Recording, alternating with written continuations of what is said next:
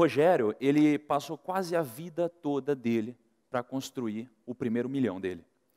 E depois disso, ele não parou por aí. Ele tinha sede de grana, de dinheiro, ele queria ficar mais rico, e ele não parou aí. Ele chegou no segundo, terceiro, quarto, quinto, e aí ele foi ficando cada vez mais rico. Só que o Rogério, quando ele conseguiu finalmente atingir o sucesso financeiro dele, ele foi abatido por uma doença muito grave. Bateu câncer na porta da casa dele. Ele gastou cada centavo que ele demorou a vida toda para construir com essa doença. E aí eu comecei a me questionar. Eu falei, pô, do que valeu tudo isso? Do que valeu tudo que ele fez? Será que se esse cara tivesse tido um pouquinho mais de equilíbrio na vida e um pouquinho mais de educação financeira, ele não teria vivido um pouco melhor, sido um pouquinho mais feliz? Será que a família dele não teria sido um pouquinho mais feliz? E disso eu tiro o seguinte, ele trabalhou a vida toda pelo dinheiro, mas quem que tem que trabalhar para quem? Né? A gente trabalha pelo dinheiro ou será que o dinheiro tem que trabalhar para a gente? Então esse tipo de questão começou a mexer muito comigo. E o Rogério foi uma pessoa que foi muito responsável pelo que eu faço hoje.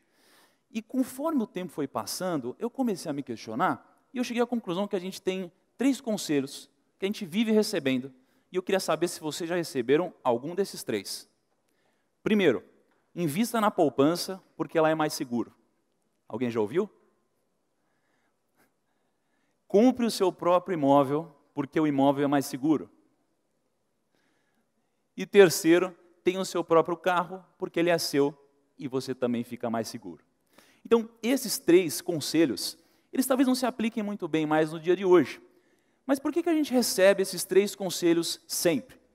Porque na vida dos nossos pais, um conceito muito importante não estava tão presente, que é o conceito da educação financeira. Mas a culpa não era deles, não. A culpa é simplesmente do contexto que a gente vivia. Porque a gente era guiado pelo medo e não pela educação. Se você parar para pensar, a gente estava em um momento que a gente precisava ir no mercado, fazer estoque, porque o preço ia subir no outro dia. A gente tinha medo de que confiscasse o nosso dinheiro e a gente colocava ele todo na poupança, debaixo do colchão. A gente não investia o nosso dinheiro. Né? Então, como a gente não pensava no longo prazo, porque a gente tinha medo, e a gente pensava no curto prazo, a gente não se planejava e não tinha educação financeira. E, por isso, é tão difícil a gente passar alguns conceitos da forma correta para frente. E, já que a gente está falando desse tipo de conceito, eu acho que, antigamente, talvez eles até se aplicassem. Porque se você for parar para pensar, quando a economia estava meio estranha, começaram a surgir alguns sinais positivos. A poupança, por exemplo, já chegou a render mais do que 1000% no ano. Eu não sei se vocês sabiam disso. E alguém se arrisca a dizer quanto que a poupança rende mais ou menos hoje? 5, 8, 7. Rende mais ou menos isso, uns 7% hoje ao ano. Mas eu fiz umas contas e se a gente tivesse aplicado 100 mil reais há 3 anos atrás, sabe quanto a gente teria de lucro na poupança? 98 reais. Aí você pode pensar, não, peraí, mas rende 7% de 100 mil dá 7 mil reais, como que rende 98 reais em 3 anos? E eu te digo, será que a gente considerou a inflação? Porque a inflação foi tão alta quanto o rendimento da poupança. E aí eu te pergunto de novo, será que dá para enriquecer investindo na poupança? Será que se a gente deixa o nosso dinheiro na poupança, a gente está trabalhando pelo dinheiro ou o dinheiro está trabalhando por nós? E por isso eu acho que esse é um mito que a gente tem que tirar. E o segundo mito, o mito do investimento imobiliário. Né? Em alguns casos faz sentido comprar o seu próprio imóvel, mas na maioria deles não. Porque se você pegasse o mesmo dinheiro que você poderia utilizar para comprar o seu imóvel, mas você colocasse esse dinheiro em uma aplicação financeira, você teria mais dinheiro em rendimento. Você teria mais liquidez. Você poderia movimentar o seu dinheiro de uma forma muito mais fácil. Mas claro, lá atrás, o investimento imobiliário era muito rentável. Porque nos últimos 50 anos, o Brasil se formou, basicamente. Então, como há 50 anos São Paulo era quase que uma floresta em muitos lugares, qualquer investimento imobiliário subia. Hoje, já não é mais bem assim. A gente tem muitos anos em que o investimento imobiliário tem até rendimento negativo. Então, por causa de todas essas questões, faz sentido eu me apresentar um pouquinho para eu poder chegar no ponto que faz sentido e a reflexão que eu quero trazer aqui para vocês hoje.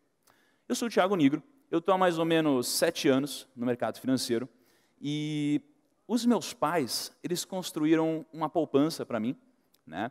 E eles passaram quase que 17 anos juntando dinheiro para mim. Todo mês ia lá, colocava um pouquinho, outro mês ia lá, colocava mais um pouquinho. E no final, né, quando eu atingi ali meus quase 18 anos, eu pude ter acesso a esse dinheiro. E quando eu tive acesso a esse dinheiro, aconteceu uma coisa muito curiosa. Meus pais demoraram 17 anos para juntar esse dinheiro, e eu demorei uma semana para perder ele todo. Eu peguei esse dinheiro e eu quebrei, assim, foi a primeira vez que eu quebrei. Eu peguei isso tudo e eu coloquei na bolsa. Eu tinha um grande sonho de ser aquele cara do Lobo de Wall Street, dos filmes de mercado financeiro, que ficava comprando e vendendo ação o tempo todo. E eu realmente tentei fazer isso por uma semana e eu perdi tudo que eu tinha. Isso daqui me motivou muito a estudar. E aí eu não me conformei. Como que eu pude perder tudo isso? E eu comecei a tirar várias certificações no mercado financeiro. E quando eu fiz isso, eu tinha certeza que eu queria trabalhar no mercado financeiro. Então eu pensei, eu quero trabalhar em banco de investimento. E aí eu comecei a fazer um roadshow de entrevistas em bancos de investimentos. E eu fiz entrevistas em todos aqueles bancos que vocês já ouviram falar nos filmes, em jornais, Morgan Stanley, Merrill Lynch, Credit Suisse, Goldman Sachs, todos esses. Mas nenhum me abriu as portas. Eu cheguei na entrevista final de muitos deles, mas eu não passei em nenhum. Então eu não consegui fazer o que eu queria. Mas eu tinha um sonho de trabalhar no mercado financeiro. O que eu fiz? Eu montei meu próprio negócio. Há mais ou menos 6 anos atrás, quase 7 anos. O meu negócio era um negócio de assessoria de investimentos. Eu ajudava as pessoas a investirem.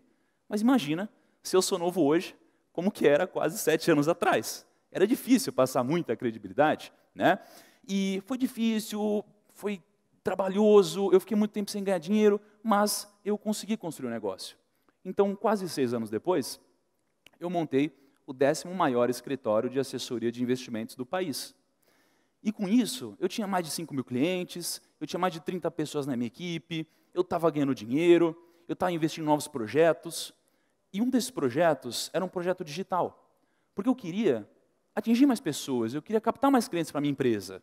Então, entrei na internet, montei um canal no YouTube, montei um site, blog, Facebook, tudo isso, né? E o nome desse projeto era o Primo Rico. E tudo estava dando muito certo na minha vida. Eu estava ascendendo, eu estava crescendo, eu estava ganhando dinheiro.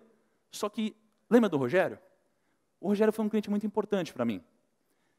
E o que aconteceu com ele foi que quando estava tudo dando certo, eu recebi uma notícia. O Rogério estava em uma fase terminal. E isso daqui me deixou muito abalado. Assim, a gente sabia que era questão de tempo. E eu me aproximei tanto do Rogério que eu sabia segredos que a família dele não sabia. Ele me deixou orientações para ajudar a família dele caso acontecesse alguma coisa com ele. Eu sabia de segredos. Isso daqui me deixou muito abalado. E, paralelamente, eu recebi uma oferta de venda pela minha empresa. E eu pensei, cara, eu preciso atingir mais gente, eu preciso educar financeiramente mais pessoas. Só que hoje eu só falo com 5 mil clientes. Eu preciso atingir o Brasil todo. A gente tem mais de 200 milhões de pessoas. E aí eu tomei a decisão. Eu decidi nessa hora e eu entendi que o meu propósito era educar financeiramente todo o Brasil. E eu vendi a minha empresa. Eu foquei no meu projeto digital. E quando eu foquei no meu projeto digital, eu comecei a produzir muito conteúdo para o YouTube, principalmente.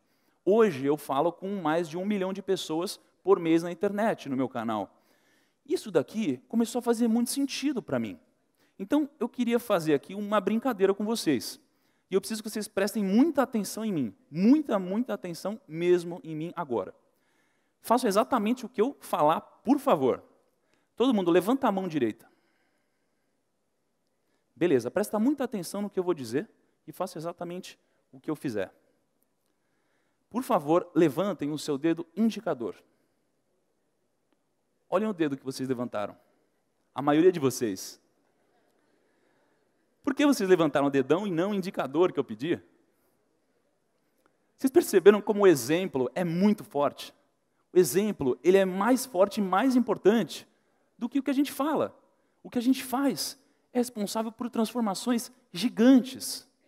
E quando eu percebi isso, eu entendi que o meu propósito era ajudar a transformar o Brasil financeiramente através do exemplo. E agora que vocês entenderam um pouquinho mais de como a educação financeira poderia ter transformado a vida do Rogério, a vida de várias pessoas, e vocês entenderam como o exemplo é poderoso, eu gostaria que vocês agora me ajudassem e se sentissem responsáveis por me ajudar a disseminar esse tipo de informação que é tão importante hoje no Brasil e que me auxiliassem a atingir o meu propósito. Obrigado.